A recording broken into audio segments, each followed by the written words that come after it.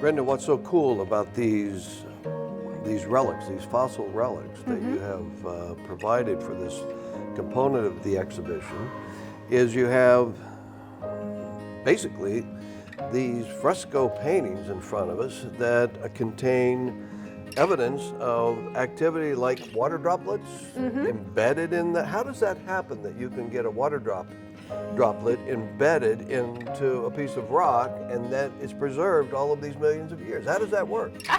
It's pretty amazing, actually. So when we do have structures like this, raindrops embedded in sediments, we're probably looking at a sediment that is pretty firm. So these raindrops are pretty hard because if it's too soupy, it'll just dissipate, right? And then we're probably looking at rapid burial of those marks quickly after they're made. Could it be hail or something that? Yeah, some of these bigger ones could be hail. Yes, exactly. Yep, some of these smaller ones are going to be raindrops. It's really amazing. Tell me about this one that has basically this vein formation that occurs in it. So water leaves its mark on the landscape throughout geologic time. And we know where water is. We can see it, as you alluded to earlier, in things like ripple marks, where water makes, waves and leaves those marks on the landscape. We can also see where water isn't.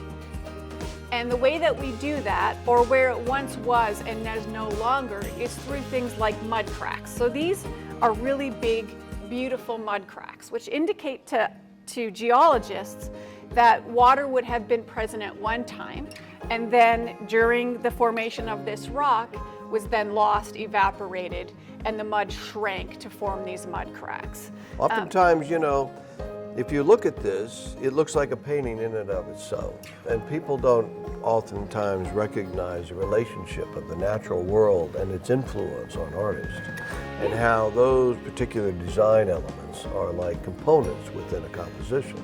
Right, And right. It is a fabulous, fabulous relic and artifact. I always thought that nature was the greatest artist of all, It and is. that's how I look at it. It is. Right, and to me, when I see pieces like this that are, potentially millions, hundreds of millions of years old, I just think about the permanence of them, the changes that we've seen in those environments, and just the sheer beauty of what the landscape and the geologic record can provide us. So next time we walk along a creek bed, or in particularly here in the Ohio Valley, because you have such great preservation because of the clay, spend more time looking down and scraping away, and you'll find these kind of like beautiful motifs. Yeah, it's okay. Take your binoculars and look at the birds, but also take them and look at the ground. Exactly. There's a whole story there that is unfolding in front of you.